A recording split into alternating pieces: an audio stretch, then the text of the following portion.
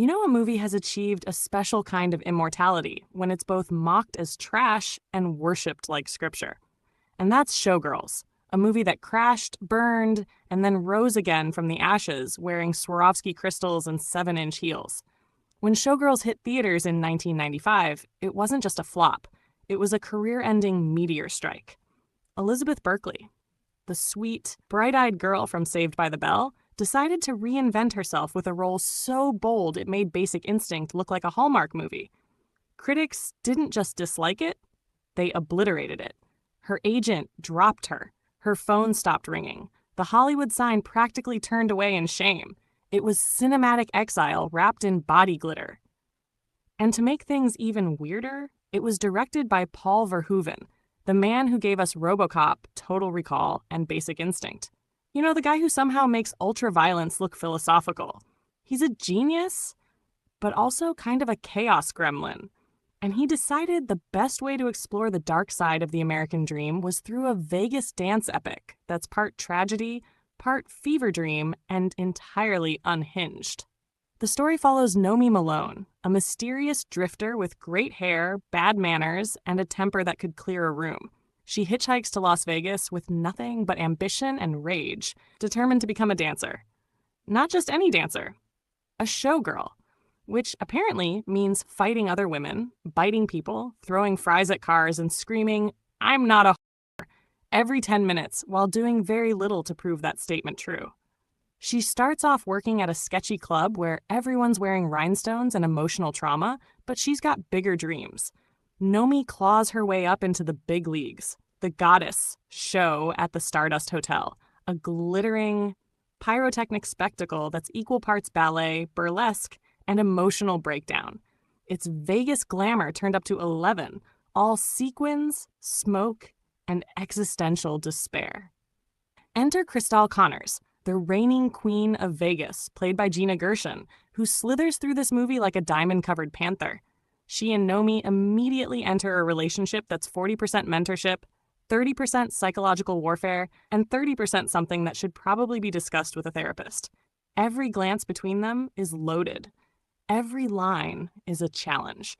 It's like watching two cats fight on a marble staircase, elegant, terrifying, and impossible to look away from. Their rivalry escalates from snide remarks to full-on sabotage, culminating in Nomi accidentally pushing Crystal down a flight of stairs, because nothing says girl power like a well-timed shove into a neck brace. Nomi gets everything she ever wanted: fame, power, the spotlight, and of course, zero happiness. Because deep down, she's still the same runaway with rage issues and a dream, just with more eyeliner and worse friends. Along the way, we're treated to some of the most gloriously unhinged scenes ever committed to film.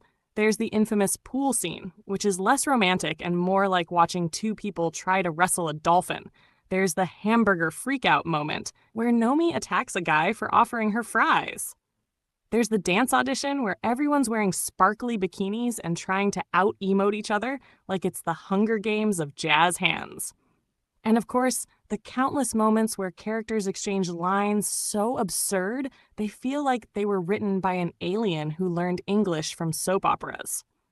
One of the movie's wildest parts is that Nomi keeps getting mad at people for treating her like a dancer who dances, as if she somehow signed up for this world by mistake.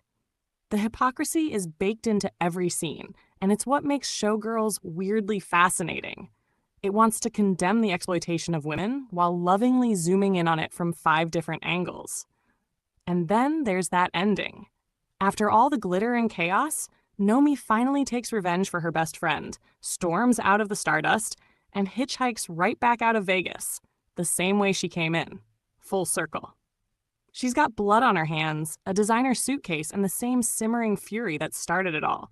It's poetic, absurd, and kind of perfect. A heroine who learns nothing, in a movie that teaches you everything, mostly about how not to behave in Las Vegas. The acting? Terrible. The dialogue? Deranged. The tone? Completely lost. And yet, the visuals?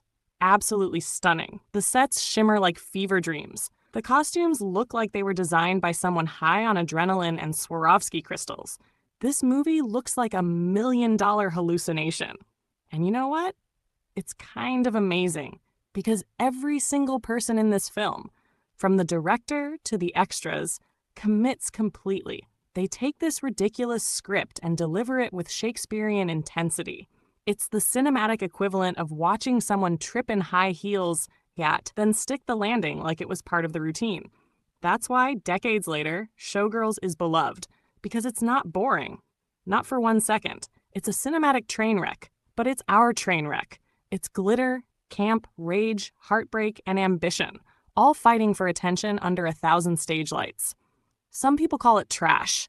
Others call it misunderstood genius. The truth? It's both. Because once you stop expecting Showgirls to be good, it becomes magnificent. It's too bad to ignore, but too bold to forget.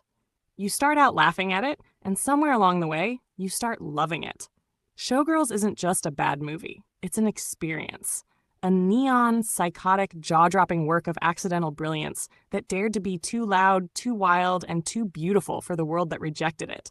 It was too much for 1995, too bold, too strange, too shiny, but time caught up. Now, it's not a failure. It's a cult legend. A sequin-covered disaster turned divine comedy. A movie so bad it became eternal. And that's why, nearly 3 decades later, Showgirls isn't just a guilty pleasure. It's cinema history, the kind you laugh at, quote endlessly, and secretly admire. A rhinestone-encrusted reminder that sometimes you have to fall flat on your face in 6-inch heels to make art. And that, my friends, is Showgirls, the most glamorous train wreck in Hollywood history. A movie that strutted into theaters in heels too high for its own good, fell flat on its face, and somehow looked fabulous doing it. If you made it this far, congratulations.